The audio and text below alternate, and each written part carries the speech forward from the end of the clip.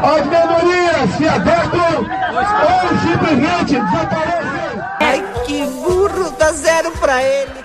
Atenção, esse podcast é proibido para menores de 18 anos, justamente para quem tem TDAH, para maiores de 60 anos, religiosos, para pessoas sensíveis, assustadores em geral. Ouça o som.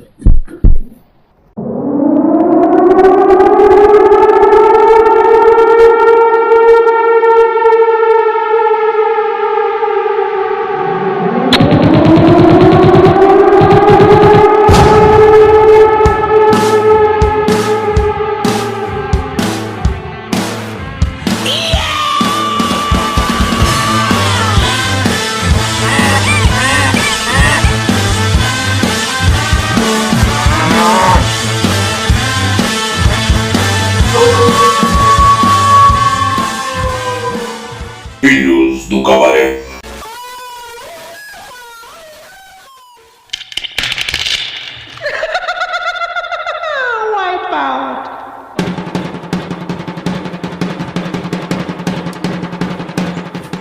Senhoras e senhores, está começando mais um Filhos do Cabaré, com um assunto hoje muito interessante, muito mesmo, foi sugestão do Henrique, porque a gente vai falar de minorias, e muita gente tem uma concepção errada do que quer dizer democracia.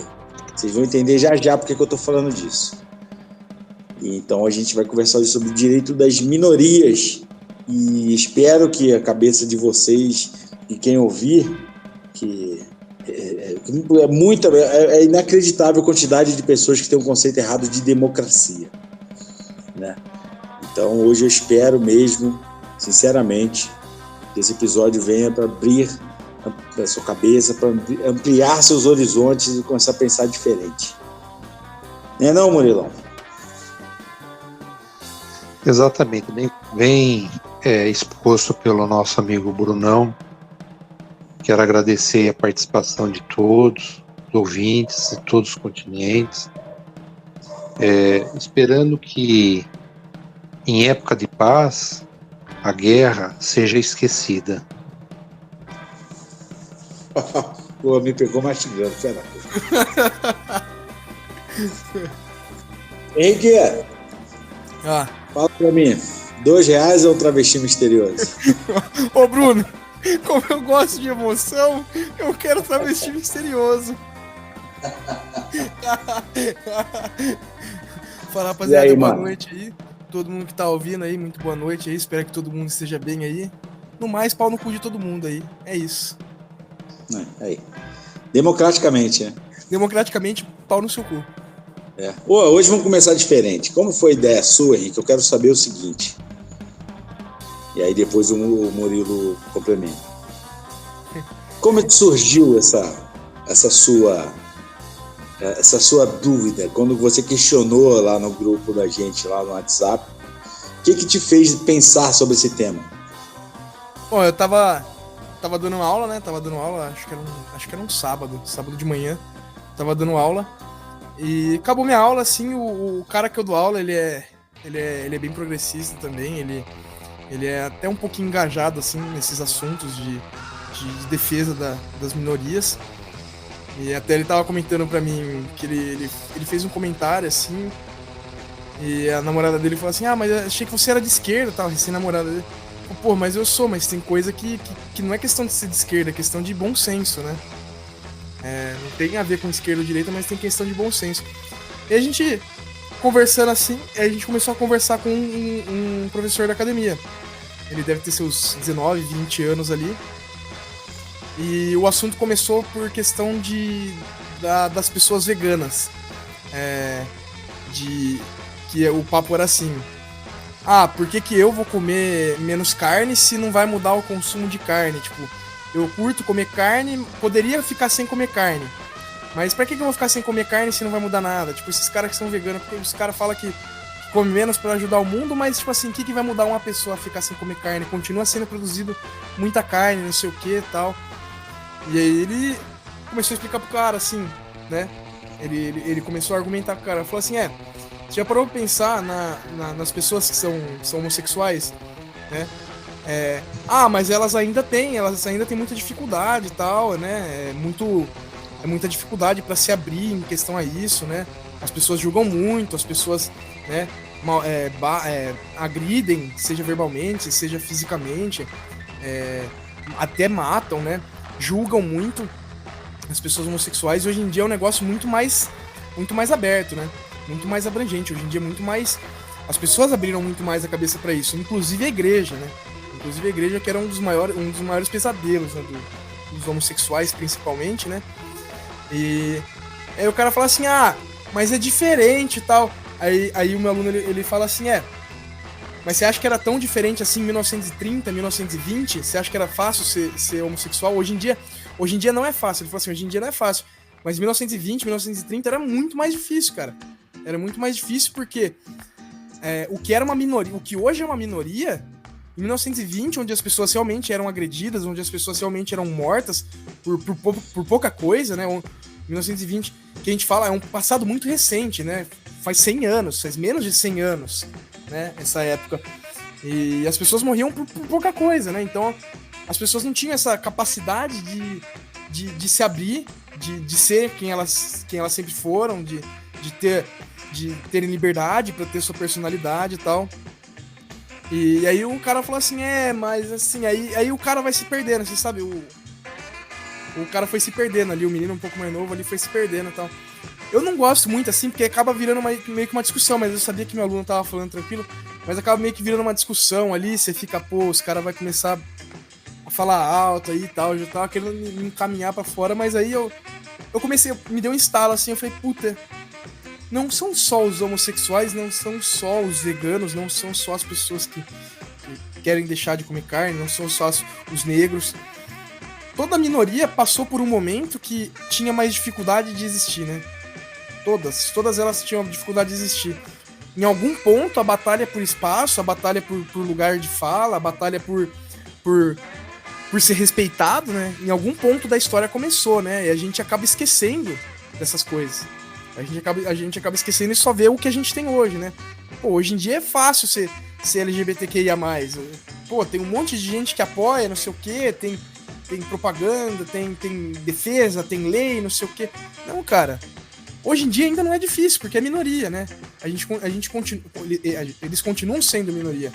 Essas pessoas continuam sendo minoria.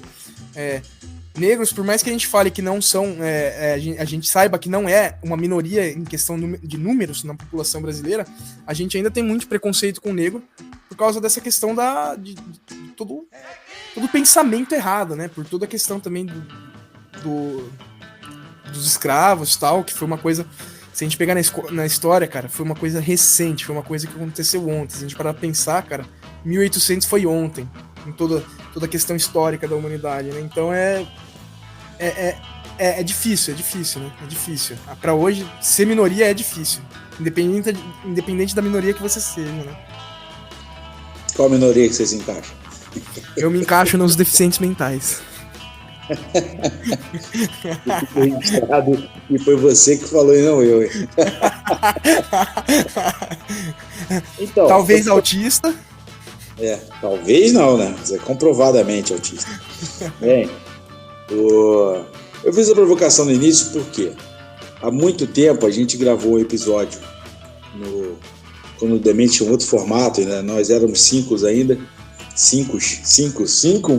Nós éramos 5. E aí a gente foi gravar um episódio falando sobre democracia. E inacreditavelmente tinha não só tinha 2 caras que achavam que democracia é só a vontade da maioria. É só a vontade da maioria. Entendeu? Não, é a vontade da maioria. Democracia se limita a isso para eles. E aí você coloca vários exemplos, por exemplo, ele pertence a uma religião que é marginalizada hoje.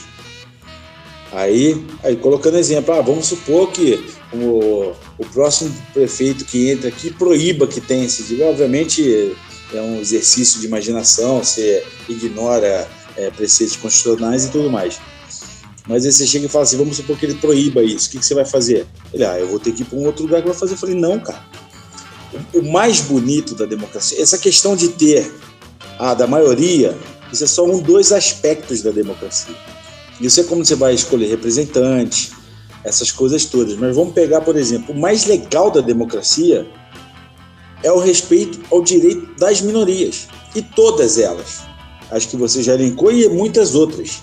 Entendeu? Pessoal com PCD, pessoal de, galera LGBTQIA+,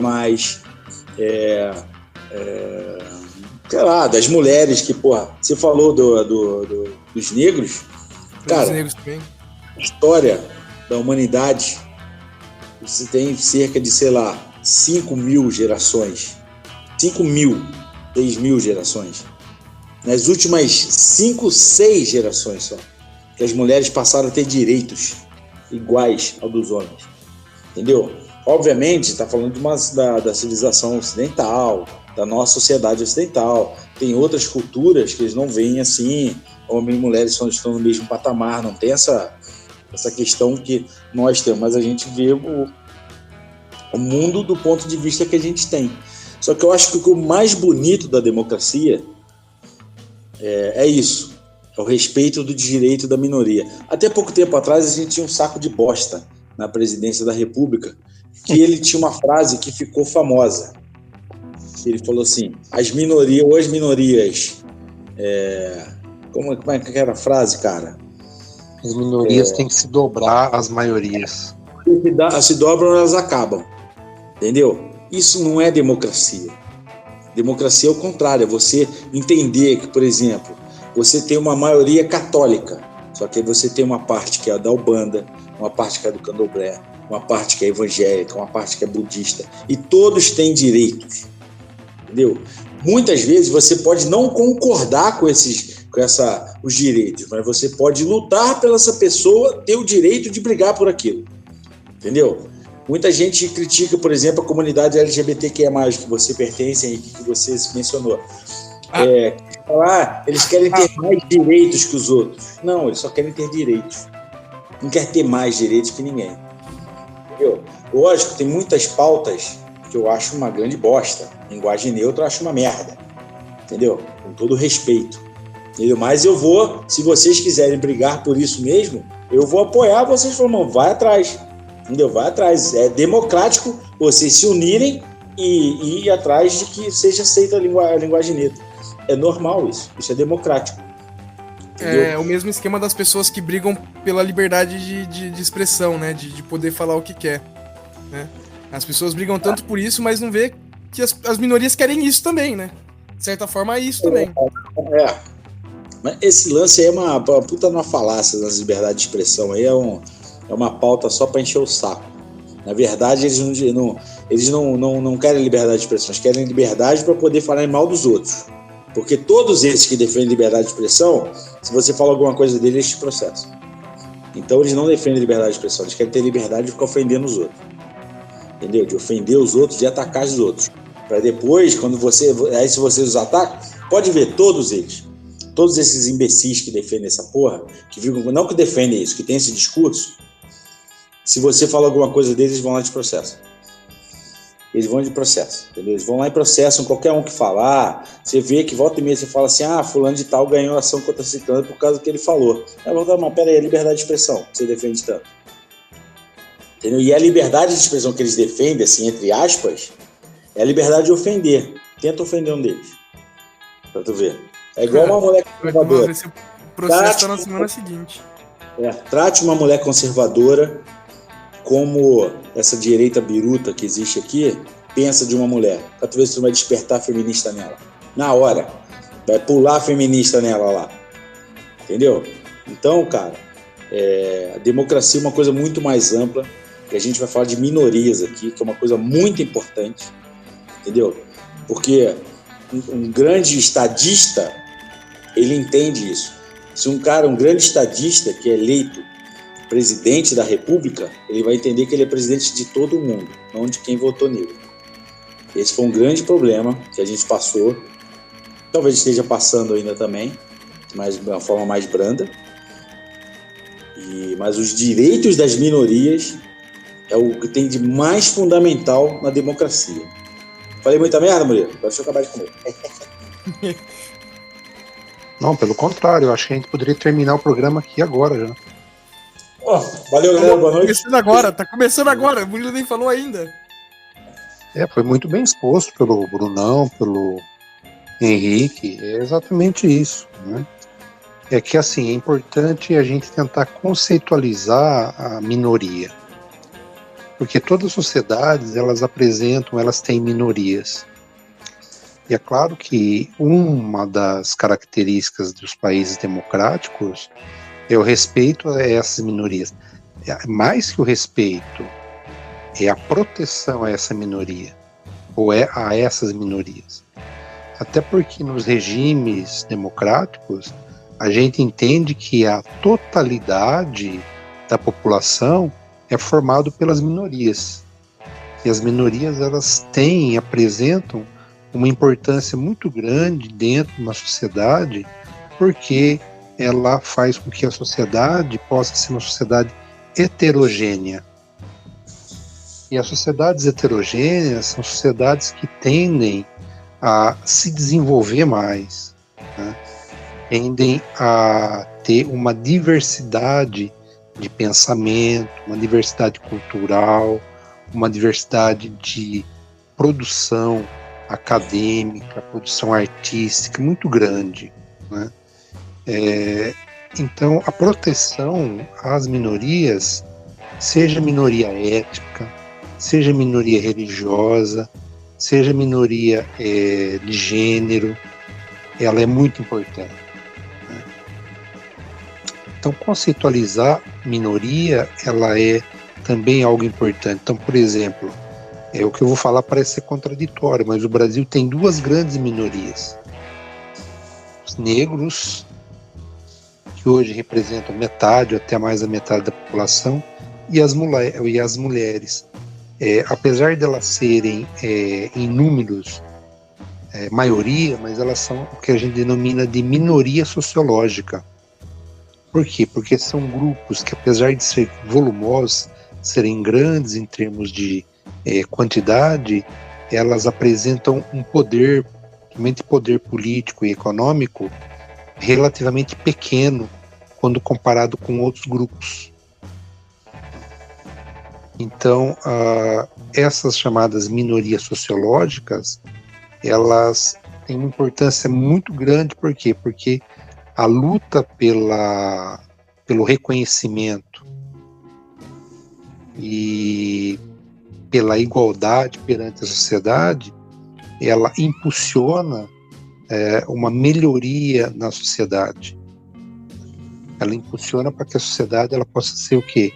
Uma sociedade mais coesa, uma sociedade menos, uma sociedade mais igualitária, né?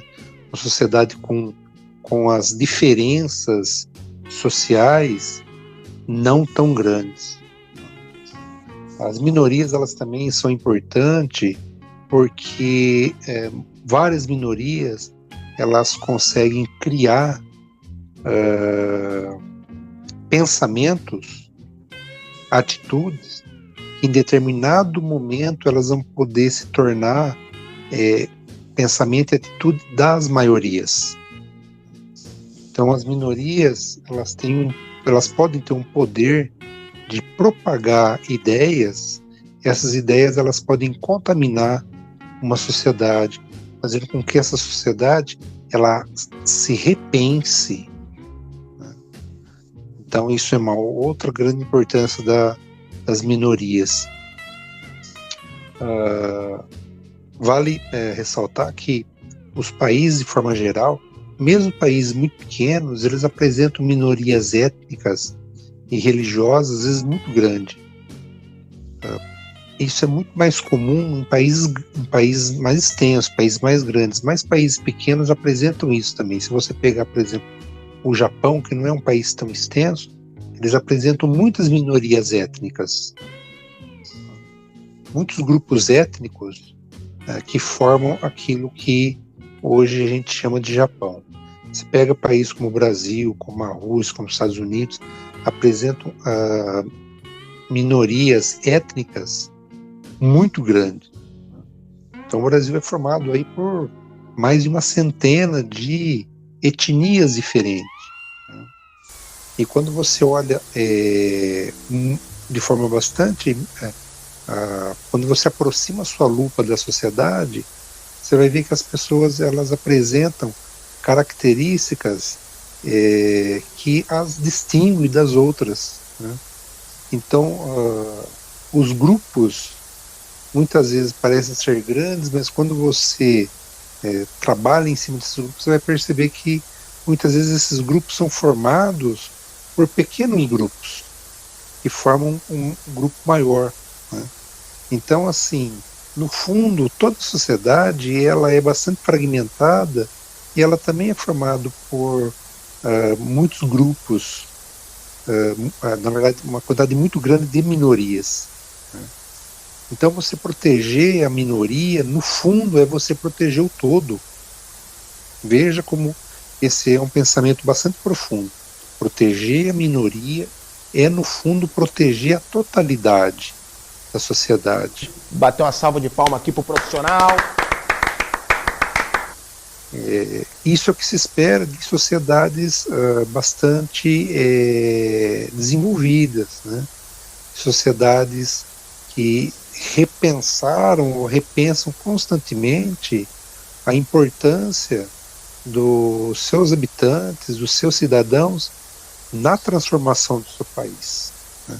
Então, quando você apoia as minorias, quando você dá direitos às minorias, você na verdade está contribuindo para a maioria, né? É claro que alguns grupos, às vezes até alguns grupos majoritários, eles acreditam que não, que essas minorias querem muitos direitos. O que, como o próprio Brunão já tinha falado, não. Eles querem apenas ter o direito que todos têm respeitados.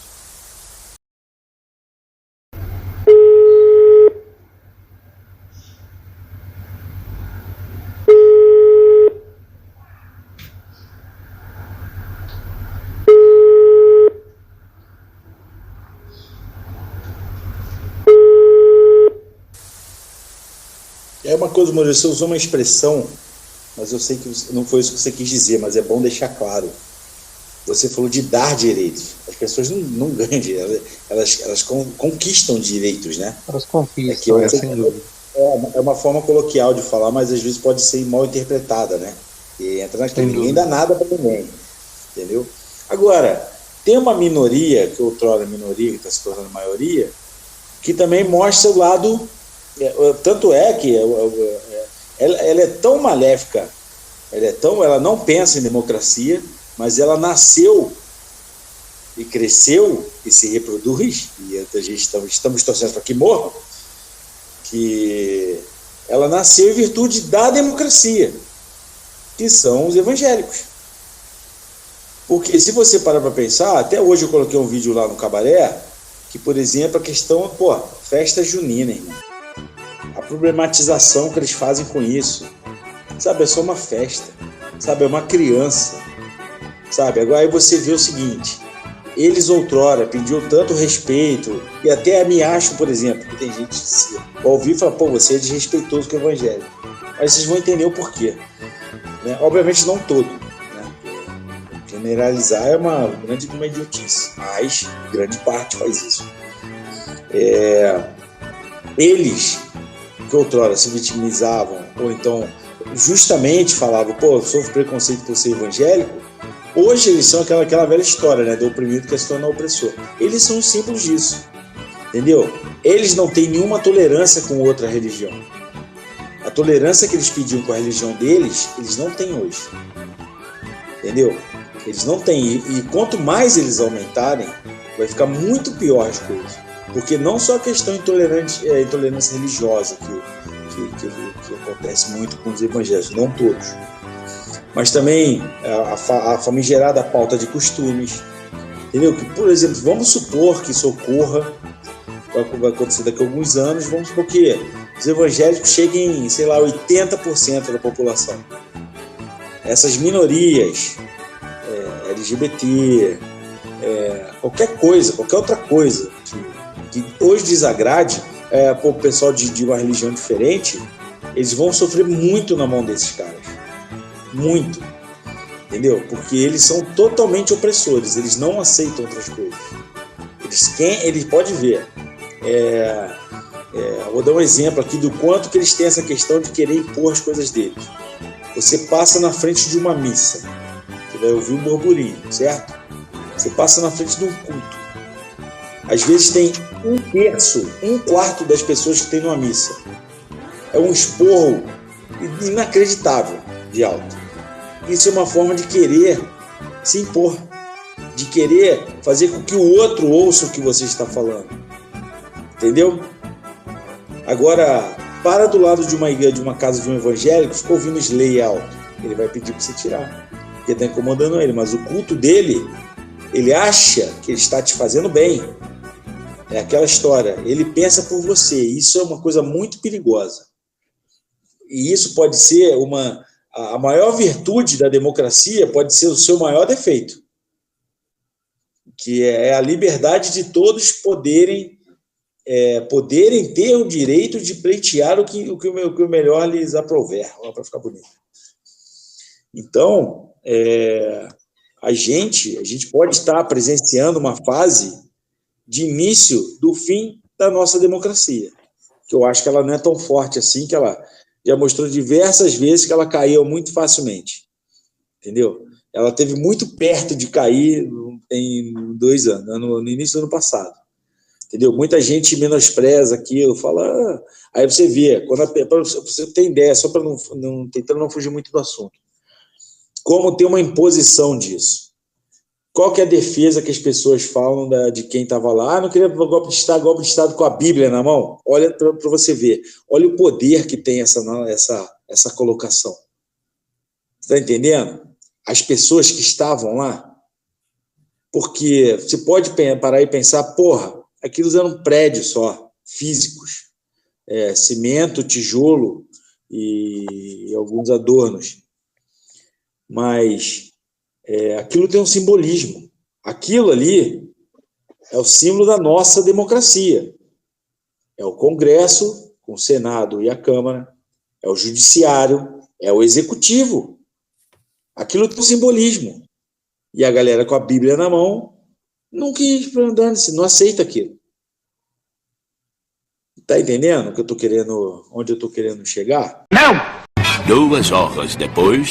Que eu não sei se vocês concordam comigo, que talvez a maior virtude da democracia pode ser também seu maior defeito, ou, para não usar a palavra defeito, pode ser a maior virtude dela pode ser o que possa vir a matá-la. Existe um livro chamado Como as Democracias Morrem, e um dos questionamentos é o seguinte: se os regimes democráticos eles devem tolerar aqueles que de alguma forma querem utilizar a própria democracia para destruí-la por dentro. Isso daí se tornou um paradoxo, né? Muitos têm dito que não, que aqueles que querem destruir a democracia por dentro, eles não podem ser tolerados. Dentro do que você falou, Brunão, seria importante a gente falar algumas coisas para que a gente não estigmatizar quem é que seja, sempre é muito complicado, né? Mesmo seja em função da religião, da etnia, da preferência sexual, enfim. Até a chamada Constituição Cidadã, ou a partir da Constituição Cidadã, houve uma luta muito grande para que o país deixasse de ter uma influência católica que dominava nós há quase 500 anos. Né? Então, toda a repartição pública, para vocês terem ideia, você enterrar pessoas que não eram católicas em cemitérios católicos é algo relativamente recente. Tem talvez aí por volta de 100 anos, não mais que isso. Né? Antes, quem não era católico não tinha direito de ser enterrado num cemitério católico. Né? Então, você fazer um processo para reduzir o poder da Igreja Católica nas instituições, foi um trabalho, inclusive, muito bem feito durante a Constituição de 1888, ou seja, uma Constituição também relativamente recente, porque a nossa democracia é uma democracia bastante recente, né? O que se tem, o Brunão colocou, é essa preocupação cada vez maior do poder das igrejas evangélicas, principalmente das igrejas neopentecostais, sobre a política e sobre a vida, o dia a dia das pessoas. Então, uma tentativa de imposição dos dogmas religiosos, de qual igreja, ou de qual religião que seja, sobre as pessoas, isso vai contra os princípios democráticos. Por quê? A laicidade, né, você fazer com que o Estado, ele de fato seja separado da igreja, de todas as igrejas, isso daí, inclusive, é um ato de defesa das próprias religiões. Tanto que as religiões evangélicas, principalmente as neopentecostais, elas só conseguiram ter uma projeção perante a sociedade, entre elas pelo fato de que a Igreja Católica deixou de ter a influência que tinha sobre as instituições, né? Então eu acredito que a sociedade ainda está trabalhando essa questão em termos da aceitação da igreja evangélica dentro da sociedade. Ou seja, esses limites estão sendo impostos ainda. Isso é um processo que ainda está acontecendo e ele é relativamente novo, né? Então eu acredito que como essas religiões elas cresceram muito rapidamente em tão pouco tempo e adquiriram muito poder em tão pouco tempo, elas ainda não conseguiram trabalhar com essa liberdade, né? Então eles acham que de repente eles podem muito mais do que eles de fato possam fazer. Mas se percebe que a sociedade já está reagindo contra, né?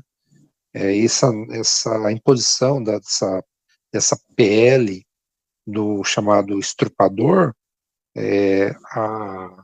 essa imposição que foi tentada por alguns grupos evangélicos e a reação, principalmente dos grupos feministas, das mulheres contra isso, mostra que a sociedade brasileira é uma sociedade atenta sobre muitos aspectos ao que está acontecendo, é uma sociedade complexa, né?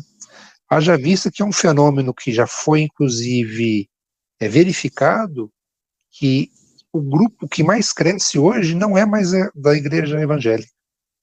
É chamado grupo dos desigrejados. Amém, igreja! Que, inclusive, tem absorvido cada vez mais evangélicos, que não se sentem mais representados por nenhuma dessas outras igrejas, eles se sentem evangélicos, né, no íntimo deles, eles se sentem evangélicos, mas eles não participam mais da igreja, não vão mais na igreja porque eles não se sentem representados por as igrejas que tem por aí, por esses pastores e tal. Glória a Deus! Então hoje eles fazem parte de um grupo, né, que não é um grupo organizado, obviamente, mas é um grupo que tem sido denominado como desigrejado. E é um fenômeno que aconteceu muito com a Igreja Católica, né? Quer dizer, você tem aí o chamado católico não praticante, né? Quer dizer, é uma pessoa que intimamente ele se considerava católico e tudo mais, mas ele não ia mais à missa, não participava mais de nenhum tipo de ativismo religioso dentro da Igreja Católica. E esse fenômeno tem aparecido cada vez mais entre os evangélicos, né? Então é um fenômeno interessante de se observar, né? Então os evangélicos, eles ainda são um grupo minoritário, cada vez maior, obviamente, só que eles obtiveram um poder político, econômico bastante relativo, ou melhor, bastante grande nos últimos anos. E eu acredito que a sociedade ainda está absorvendo isso, porque é um fenômeno em que a sociedade como um todo absorve essas minorias, e essas minorias também absorvem a maioria, né? Então, nessa troca, você busca o quê? Você busca um processo de equilíbrio, né? E esse processo de equilíbrio faz com que vários que participavam desses cultos, dessa vida religiosa, ele deixa de participar, porque deixa de fazer, deixa de ser importante para a vida dele, porque ele já não vai se sentir mais representado de alguma forma. Atenção, emissoras da Rede Globo, para o top de 5 segundos.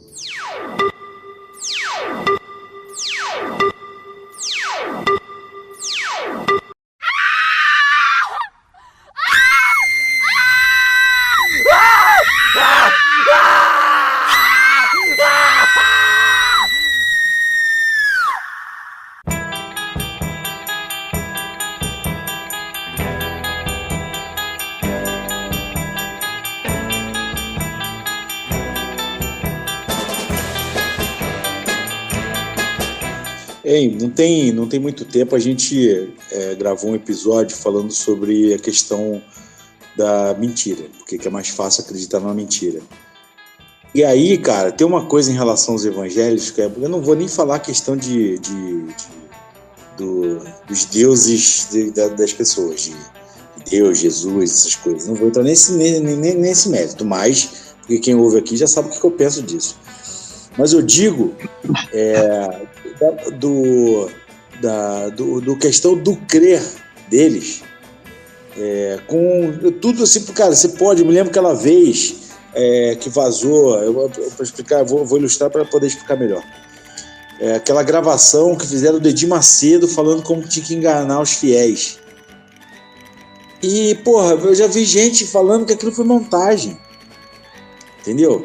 Eles não aceitam que você fale mal, que na verdade, cara, muitas vezes o crente lá, ele idolatra o pastor.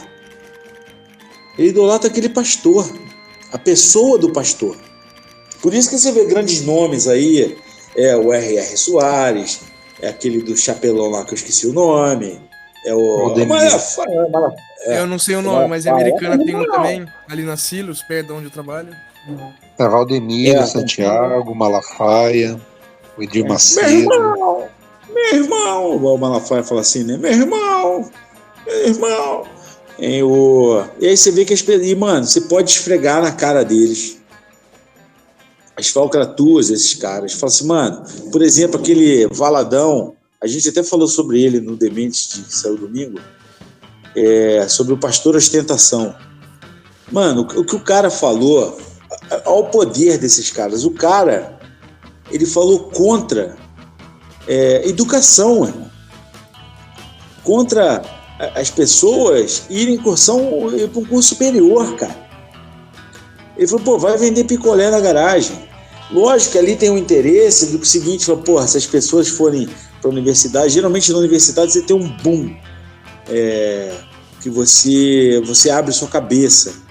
E aí muitas dessas pessoas vão questionar esses dogmas, vamos colocar dessa forma assim, que esses pastores impõem. E eles não têm interesse nenhum nisso, né?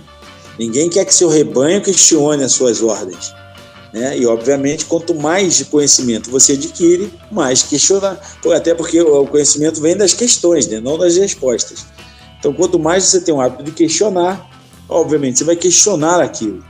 E aí, você vê, eu me lembro que nessa reportagem, uma reportagem que eu vi, mostrou ele, o cara tem um relógio de 95 mil reais, estava com um chinelo de 20 mil reais, a mulher dele estava com uma bolsa de 30 mil reais, e aí o fiel da igreja dele, que às vezes é um desgraçado, é um coitado que ganha até 2 salários mínimos, sente orgulho do pastor dele poder ostentar.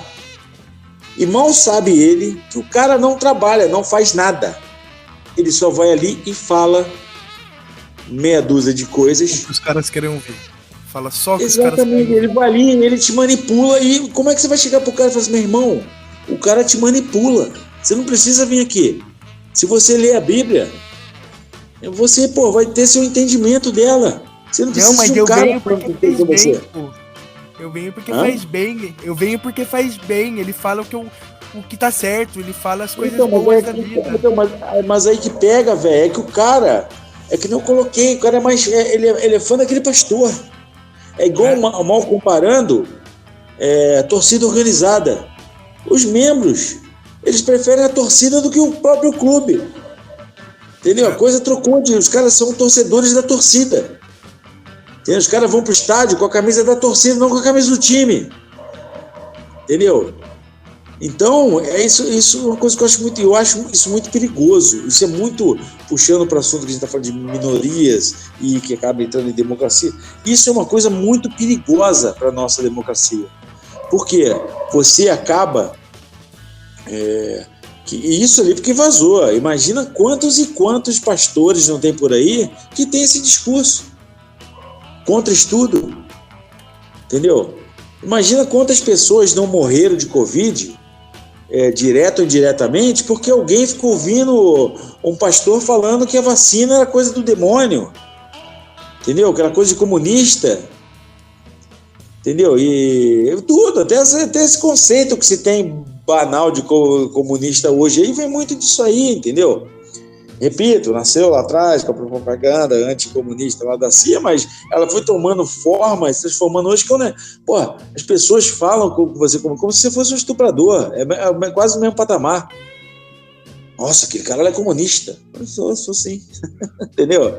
O cara parece que tá te ofendendo, tá ligado? Parece que é uma ofensa. Pô, se você me ofender, você falasse que o pai do Senhor pra mim.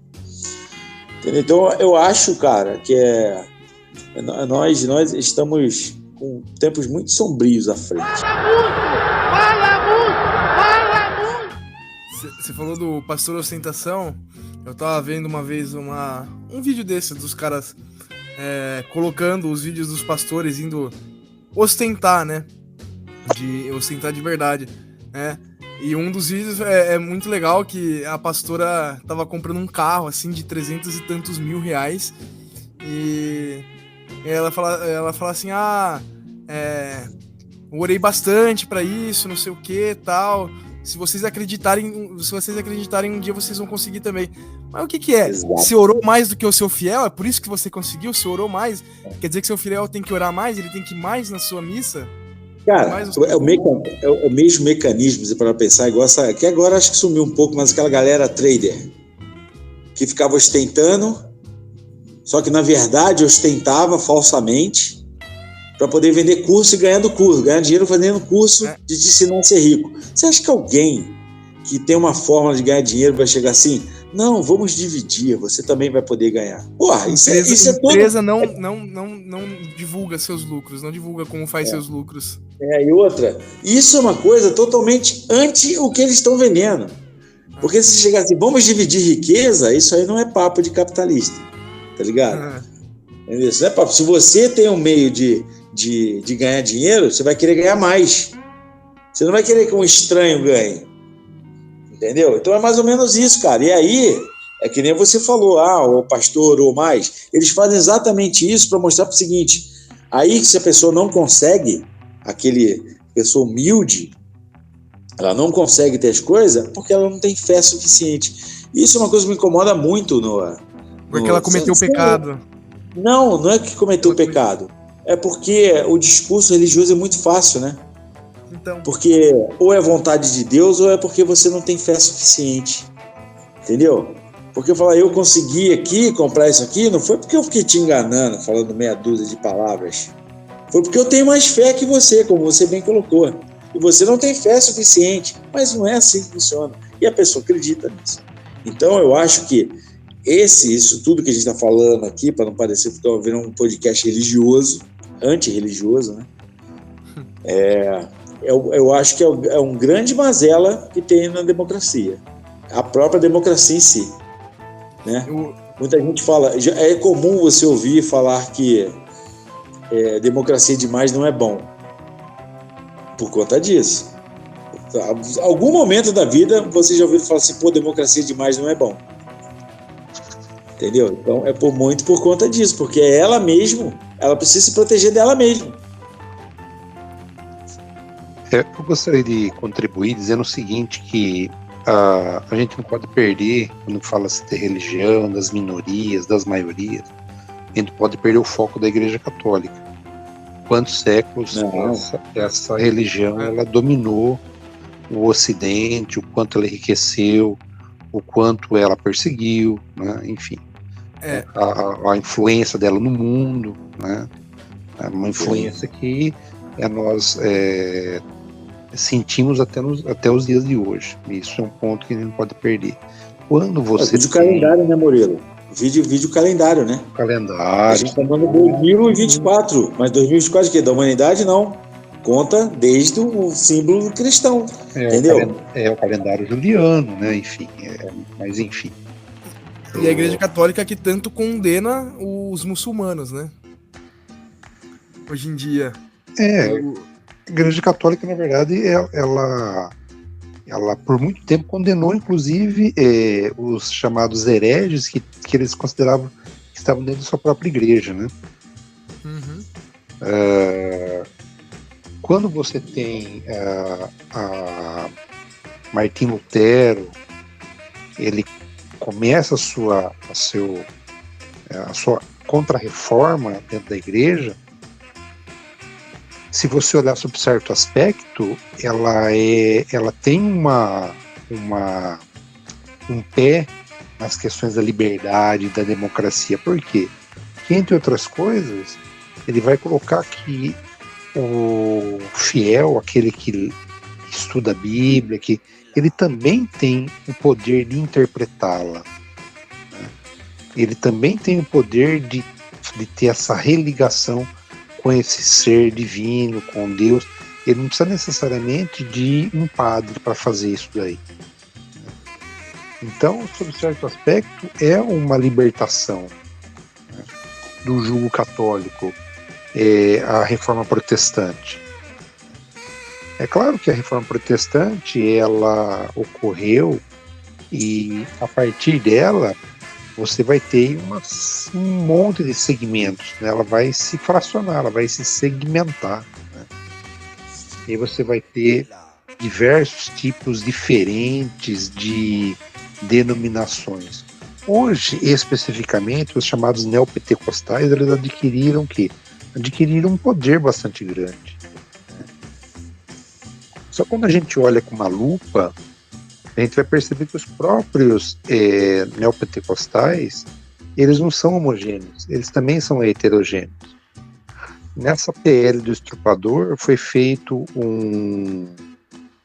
uma pesquisa que mostrou que 57% desses evangélicos, eles acreditam no direito da mulher fazer o aborto depois das 22ª semana em caso de estupro. Ou seja, mesmo entre os evangélicos, os pastores não conseguiram convencer eles o contrário.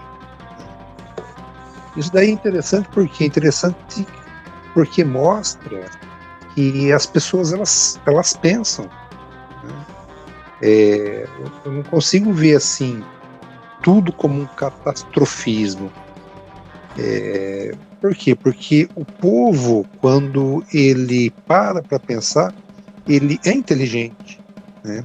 É claro que as igrejas, no geral, e a gente está falando especificamente de igrejas neopentecostais agora, elas vêm suprir uma necessidade que o Estado não conseguiu suprir, porque ela chega nos locais mais longínquos, né? Ela também consegue suprir uma necessidade social, sociológica, psicológica, que outros grupos não conseguiram fazer, né? Então ele dá além do conforto espiritual, ele te dá um grupo para você viver, o que é muito importante para o ser humano.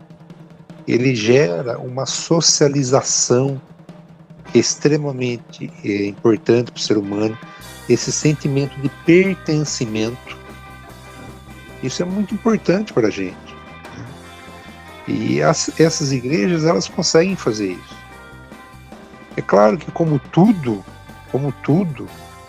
em que começa a envolver dinheiro, começa a envolver poder, há sempre aqueles cordeiros vestidos, lobos vestidos em pele de cordeiro, que esperam o momento certo para poder se aproveitar disso, né? Então surge aí esses pastores, esses bispos, esses apóstolos de Araque, que estão utilizando disso para poder alimentar a própria conta bancária, poder alimentar o seu ego, né? Para que, de repente, as suas frustrações elas possam ser supridas através desse poder ganho em função do que ou de quanto essas igrejas elas conseguiram crescer nos últimos anos. Mas assim, não nos enganemos. O povo ele consegue discernir as coisas.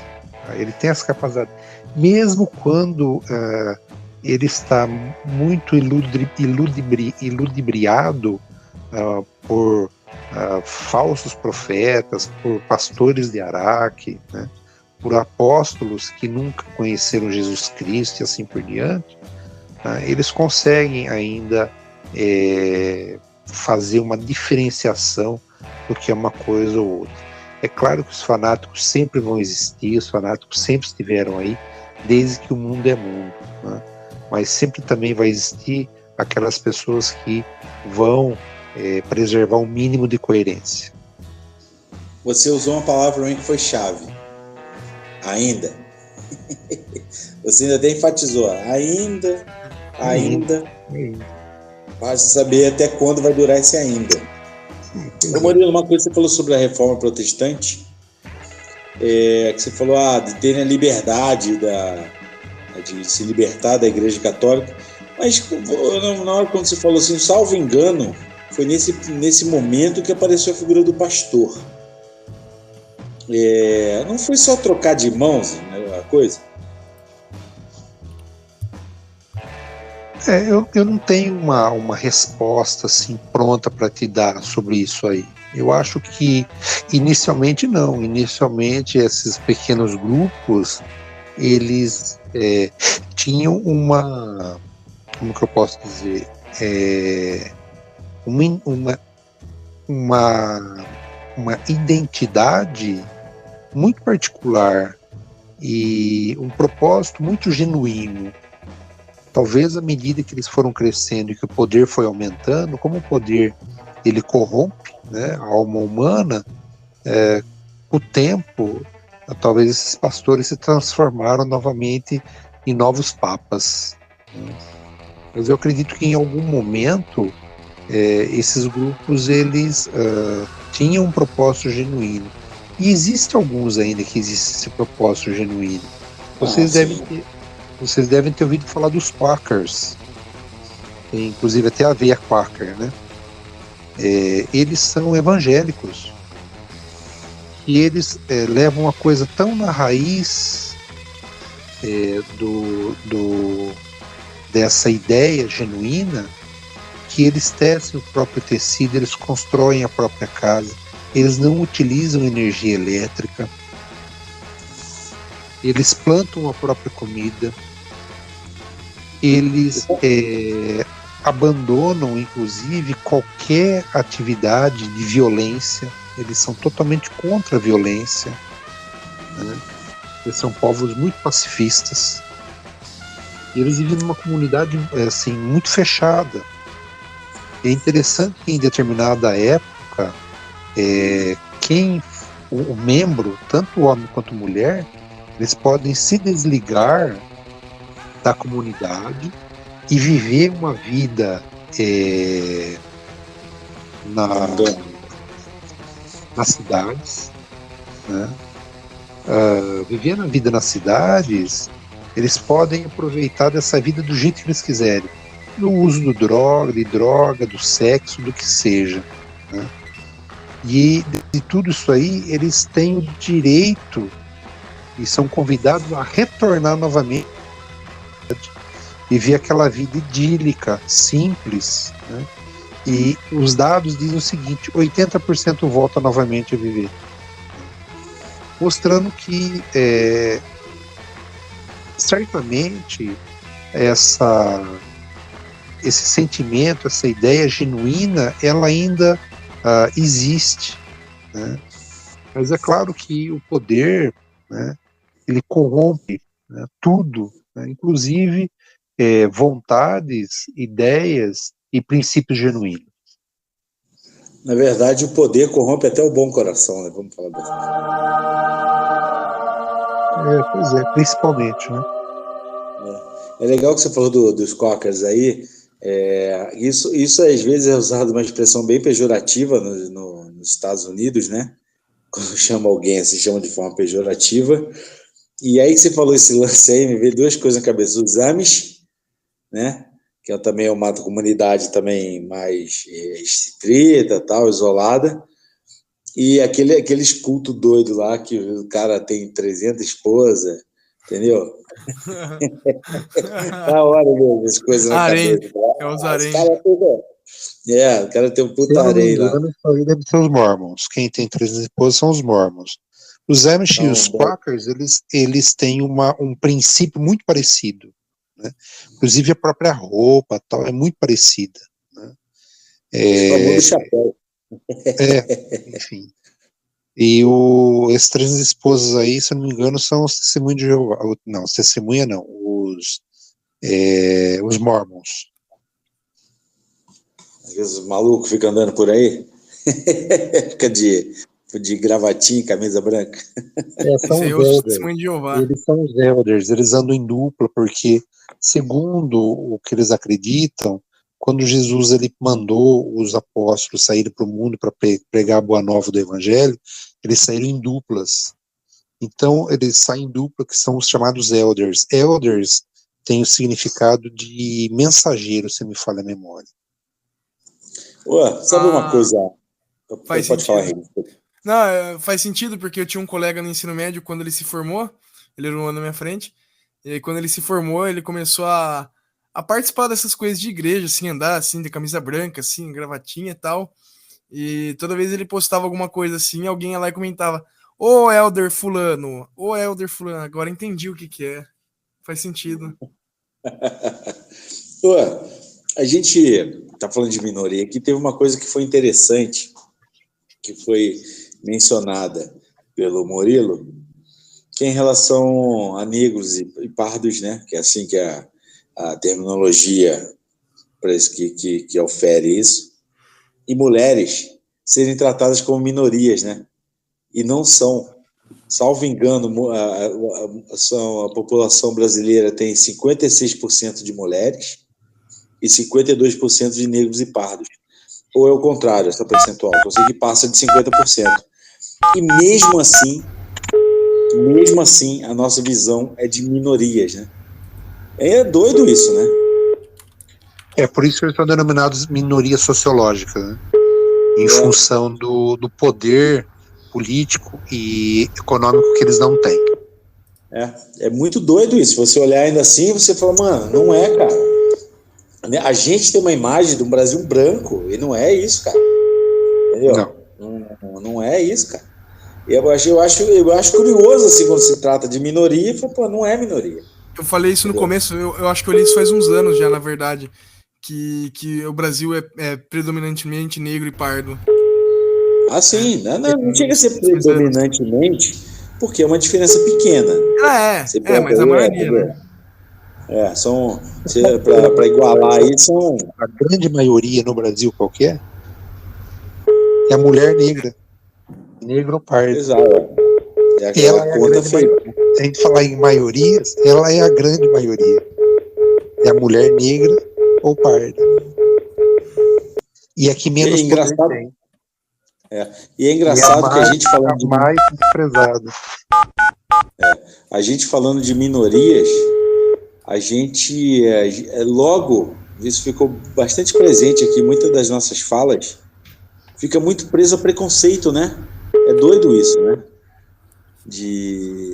Quando você vai falar de minoria, você já vem logo ver uma carga de preconceito, racismo, várias coisas, preconceito por questão de orientação, agressão, preconceito do sexo. Não, o que eu tô falando é preconceito que eu tô querendo simbolizar nessa forma. Obviamente, no lance de agressão tem muita gente que fala, por que tem que ter crime feminicídio?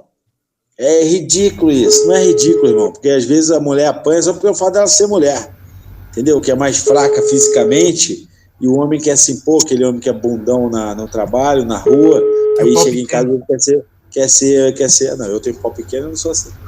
Eu também, mas eu é também não. Mas é grosso. Eu vou mandar foto pra vocês no grupo aí. Quem quiser foto também, deixa um comentário. Deixa um comentário aqui que eu mando foto também. Essa parte aí pode pular. Peraí que o Murilo me mandou mensagem aqui. Que é isso, Murilo? No meio do podcast. Eu mandei para você aí para mostrar para você seu nome em russo. Não vou perguntar. Tem pegadinha. Tem, com certeza. Tem pegadinha, nem vou perguntar. Vou passar batido isso aí. Então, por exemplo, por que tem que equiparar a homofobia com racismo, por exemplo, que é um questionamento também que se faz. Foi simplesmente porque tem gente que apanha na rua por ser homossexual. Entendeu? Simplesmente por isso. Ninguém apanha na rua porque é um homem branco hétero. Já viu disso? Alguém chegou ali assim, vou bater naquele branco hétero ali, irmão. Aí vai ser heterofobia? Não tem, não é, mano. Tá ligado? Não é. Então você vê assim como é ligado a isso, né? Uma coisa o que acontece nos terreiros de Umbanda, porque no Brasil tem um fenômeno, né? Traficante evangélico. Os caras nas comunidades, eles vão lá e detonam todos os terreiros. Entendeu? Enquanto tem essa violência, a democracia tem que proteger mesmo, entendeu? Tem que proteger mesmo. Tem que ter tipo penal especial para isso, entendeu? Tem que ter lá uma frasezinha, um inciso, entendeu? Uma linha falando, não, se for motivado por questões religiosas, tem que se fuder, mano. Entendeu? Se for motivado por questão de origem, isso tem que se fuder, cara. Entendeu? Por exemplo, a questão qual que é as áreas que sofrem mais preconceito no Brasil e são as menos desenvolvidas? O Norte e o Nordeste. Entendeu? Não sei se dá para taxar como minoria, que eu não sei, que eles têm a população lá é muito densa, tem uma densidade grande lá demográfica. Tanto é que resolve a eleição lá, irmão. Entendeu? Isso é o que mais irrita as pessoas daqui para baixo, né? É que lá se resolve a eleição nacional. Lá e o norte de Minas, né? Que a Minas dizem que Minas tem essa importância porque Minas é tão grande que metade dela se identifica com o Nordeste, metade dela com o Sul-Sudeste.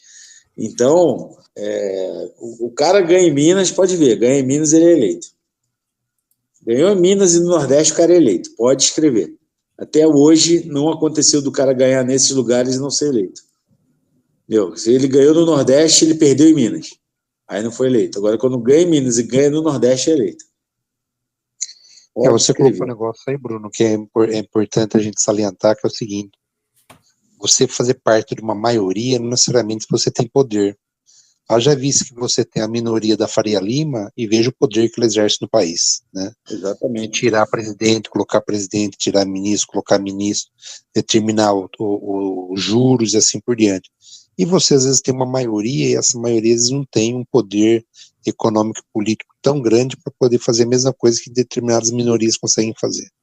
Não, a maioria fica andando nas calçadas dos prédios onde essa minoria trabalha, né? Pois é. Tá lá, tá andando debaixo da terra no metrô, tá limpando, tá servindo um cafezinho, tá limpando o banheiro dessa galera, né? E às vezes não tem nem noção, né? Que isso é também uma coisa muito doida. Um dia a gente pode, se quiser, também um dia a gente fala sobre o mercado.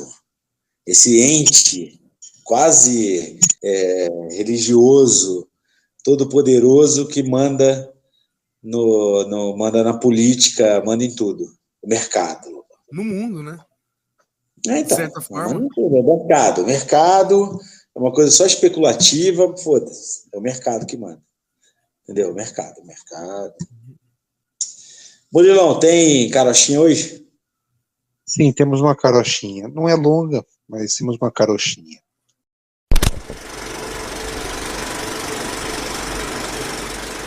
A carochinha vai falar sobre grande, talvez o maior dos hindus, ou dos indianos. Ele era um hindu indiano, Mahatma Gandhi, grande alma.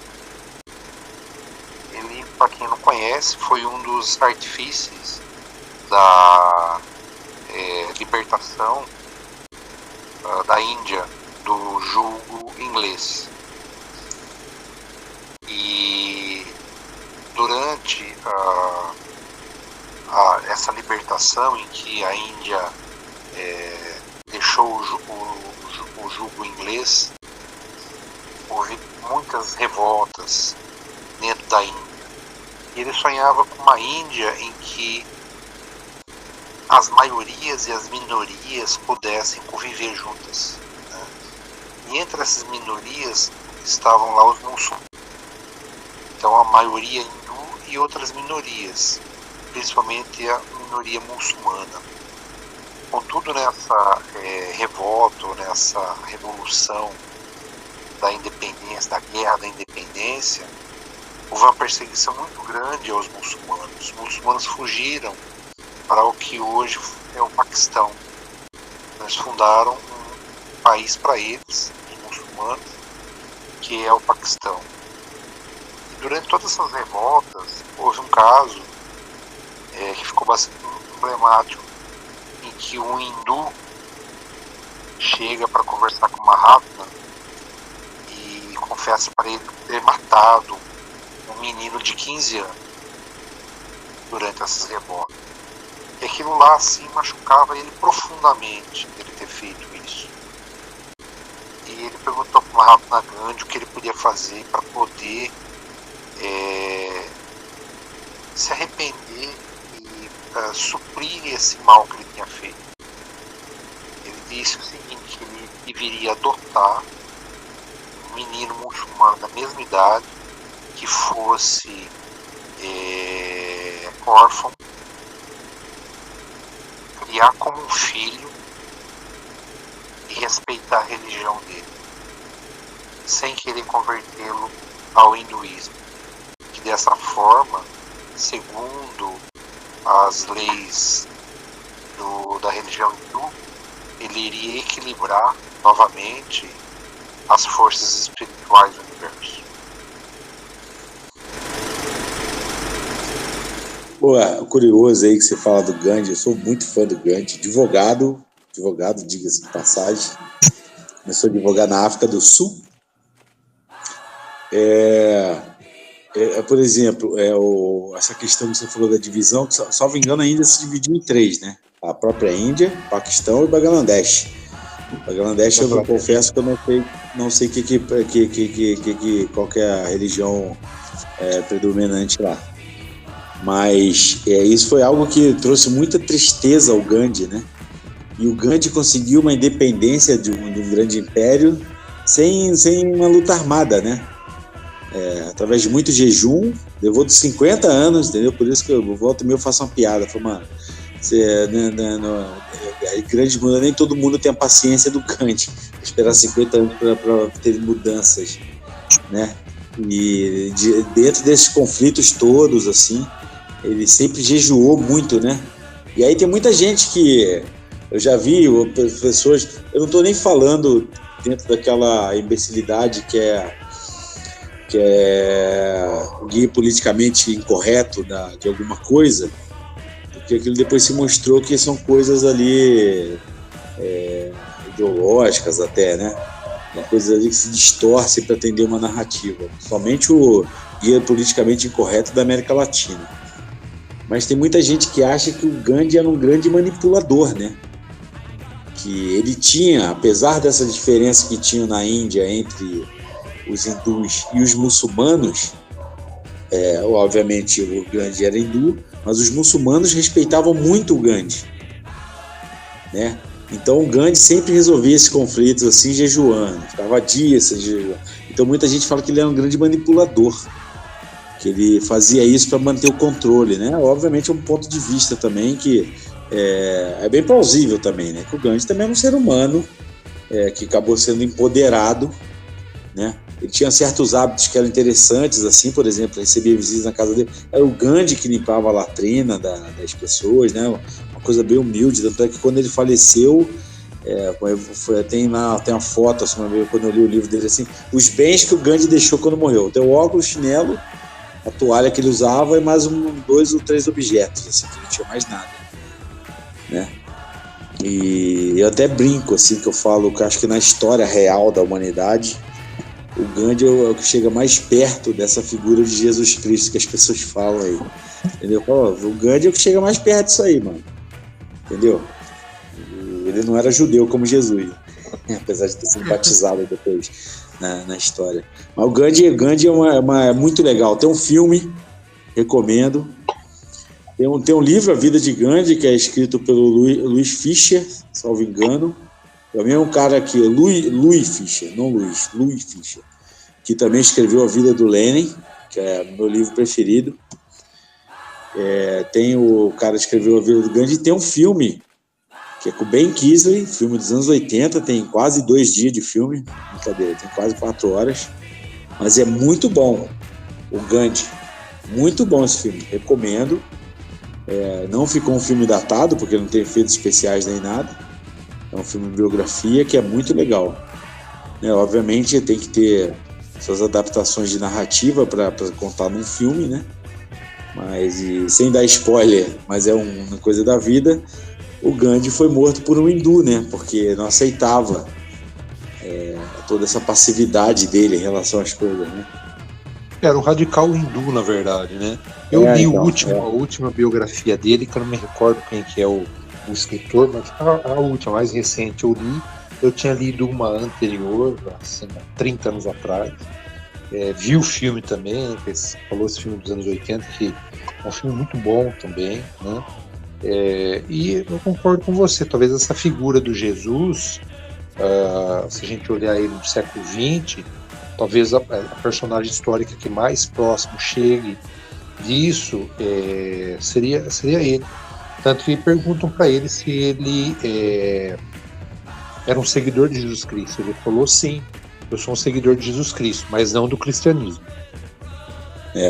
Gandhi tem várias coisas, tem a questão da fazenda Tolstói lá, que foi uma comunidade anárquica que ele fez parte, entendeu?